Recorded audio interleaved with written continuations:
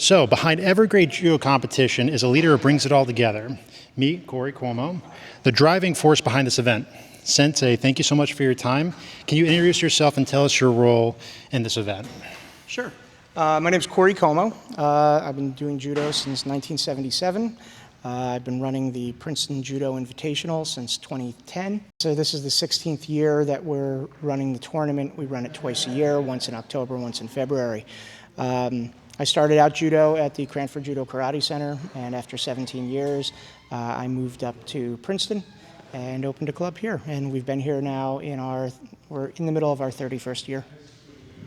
So what inspired you to organize this competition for judo, or even start it for that matter? Well, it's interesting. The judo community in New Jersey, really New Jersey, Eastern Pennsylvania, New York, all the instructors, we all came out of the same place, which was the Cranford Judo Karate Center. And Sensei Inesca was my sensei. And he started telling all of the younger judoka, we're getting older. You guys need to learn how to run all of these things. So he gave us the encouragement, and a number of us have really taken that as an encouraging sign that Sensei Inesca had confidence in us to really be the next generation of people running judo, in the tri-state area. Or at least especially in New Jersey. So that's what made me start the tournament. First tournament we did, we only had 35 people because we wanted to learn the mechanics of it. Just prior to COVID was the largest tournament that Princeton Judo Club has had, and that was with over 500 people. And that was held over at Princeton High School. Since COVID, getting into public schools has become more difficult, so we've brought it back here to the Y, and we cap it at 300 people, just so people have a good experience. With 300 people, it's still enough to have very robust divisions, and we get done early. So these competitions, they happen how many times a year, and how many different clubs are involved in these tournaments?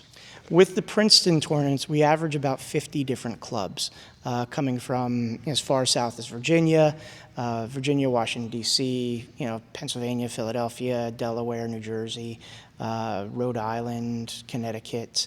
Every once in a while, we'll get somebody that'll come down from like northern New York, like up by Buffalo.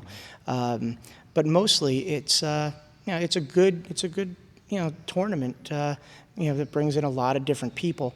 We also, we don't run it through any of the large judo organizations. We actually self-insure it. So this way we're able to have people from all the different judo organizations participate.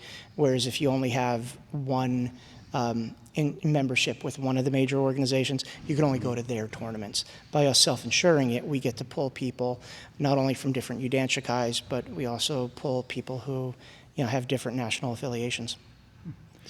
When it comes to local tournaments, how do you see that affecting the growth of judo as a sport? Well, it's been interesting. When I started, it was in the 70s. I started in 1977, the height of Bruce Lee and Kung Fu movies and martial arts. So during the 70s and 80s, judo became quite large. It really dropped off during the 90s and early 2000s, and I think that recently we've had a resurgence of judo. Thank you to some people, Kayla Harrison, Ronda Rousey, through their experience not only as Olympic medal winners, but being involved with MMA has brought a lot of attention to judo through there. What would you say your favorite part of sponsoring or hosting these competitions is? Personally, I do it for the fun of it and to try to grow judo. We routinely, have people that can't really afford to play in other tournaments, so I let their instructors know if they can't pay, that's fine. Let me know. We'll just comp them and get them into the tournament. And I think there are some tournaments that do that. It's not something that people abuse, but judo, it's mutual benefit. So being able to do this and get people an opportunity to play if they can't afford it, I think is very important. And that's what I like. And I want everyone to have a good experience. So any final thoughts or shout-outs you want to give? Yeah, just to really everybody that's been in the New Jersey, New York, and Pennsylvania judo community, in the 47 years that I've been doing judo, who've really helped me develop as a judoka, as a sensei, as a tournament director. Everyone from Sensei Nesca to Clyde Worthing to Ramon Hernandez, Tony Kamal, Adam and Lou Moyerman. The list goes on and on. It's 47 years of people, so I could be here all day. But really, and then the club members, because the tournament can't happen without the community. And for us, a judo community, it's huge. It's everything. With our club, I really like to have everybody involved in it. It's not that I'm the sensei and we're going to do it this way. We want people to learn and grow, and part of helping people on their journey to getting Shodan and beyond is learning, how to teach, how to keep the community going, how to grow, judo. So. Thank you so much for your time, Sensei Cory. Really appreciate it. All right. Hello, my name's Brian. I'm with the Princeton Judo Club here in Princeton, New Jersey, and today I'm here with Ramon Hernandez, North Jersey Judo. Thank you for being with us here today. We just concluded our October judo tournament here in Princeton Judo, and I just want to ask you a couple questions. First question is, what brings you to this local competition today? I helped Cory run it on Smooth Comp, so I helped to run a few tournaments for some tournament directors. I run my two tournaments, which is the Garden State Judo Classic and the North American Judo Championships. Both at this time USA Judo point level tournaments, so people know me in the area, especially tournament directors, and I help them with the Smooth Comp process. We get everything registered in Smooth Comp, we bracket it, we run the event the day of, we come in here with TVs and computer equipment to operate the event.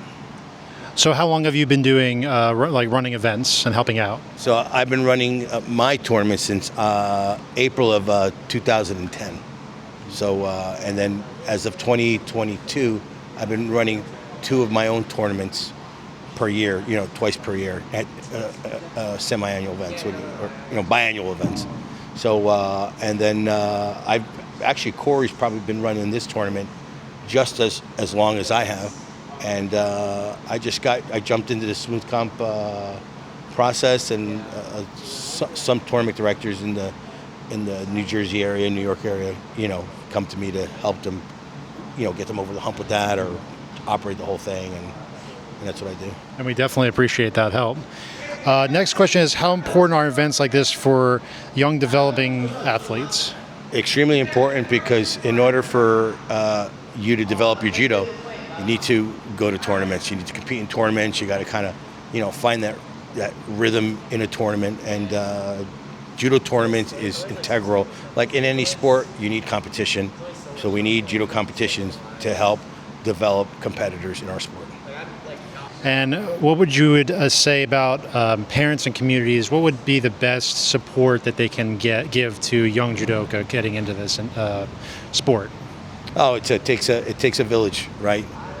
The challenge is that sometimes it turns into a power struggle when you're dealing with different organizations that help to develop judo. So the best thing I could tell you is, in terms of being in the judo community, is find a great club that you're comfortable with, that is going to help you go meet your goals. Mm-hmm. And so the judo community is just not making it to an Olympics. The judo community could be just about developing oneself, being competitive if you want to be, or just to be fit, be active. I know guys in their 60s and 70s that are doing judo, not at a competitive level, but they just like to be involved, to be active, and that helps it. A body in motion stays in motion. So that's the way I see it. Just a few more questions, if you don't mind. Sure. As a coach, in the next few years, do you personally have any goals for yourself? Oh, yeah, I got tons of goals. Funny you say that, because I developed an online membership site just for my members at my dojo. Okay. So it is a lockdown site where only my guys have access to. They have a username and password to access it. And so I'm actually developing a yellow belt curriculum. It's actually live on my website right now. I'm not marketing it yet because I'm, crossing my T's and dotting my I's. And I actually want to market it to the jiu-jitsu community because there's a lot of crossover with jiu-jitsu guys trying to do judo to develop the stand-up game. And so I feel that this could be a need, in this market where we're helping aspiring jiu-jitsu players do better in stand-up competition, practice a yellow belt curriculum. And the difference is that my curriculum will be actually helping you get to the point where you're testing for yellow belt. Then brown, then orange, then green, then brown, and then to the point where you're testing each all the way through, and then to the point where you're testing for black belt. And the reason I'm making it extremely difficult to keep the standard high, right, and to do it in an innovative way, to just introduce some innovation. Yes, introduce some innovation to it by using technology. Do you currently have, or do you see any potential in any of your current athletes in regards to competing internationally? My son just he competes internationally, and he's the best thing that we've been able to produce. And there's only so much that I can do for him at my dojo, and so I have him, and he's with my coach Jason Mars. So we're both actually, I own North Jersey Judo, but we're both Jason Mars Judo Center members. So Jason is a fourth-time Olympian. He's a Olympic silver medalist. He's a '93 world bronze medalist. He was a 2008 Olympic coach. So in order for me to help get my son to the next level, I rely a lot on my coaching with Jason. And it's been, for me, since 2021, we've been plugged in with him. I've learned so much in these last five years. It's been incredible. And it's helped me to develop people differently at my club. Last question. How do you think judo as a sport is evolving both locally and globally? Okay, globally, it's massive, okay? Locally, we're hurting, okay? And so that's why I'm doing things differently to introduce judo in a different way with a membership site, online, innovative, right? There's 1 million people doing jiu-jitsu in the United States.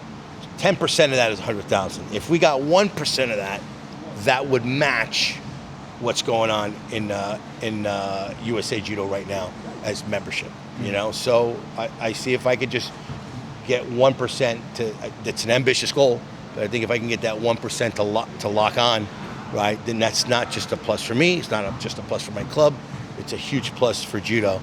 And so I ask everybody to try and think of being innovative that way, differently, obviously not taking my idea, or if you want, take my idea. Like Elon Musk said, he doesn't patent his rockets. It's hard doing what he does. It's hard doing what I do. Try and follow, because if people tried to follow, there would be more people doing judo. So that's how I see it. Thank you so much for your time. I appreciate it. Thank you.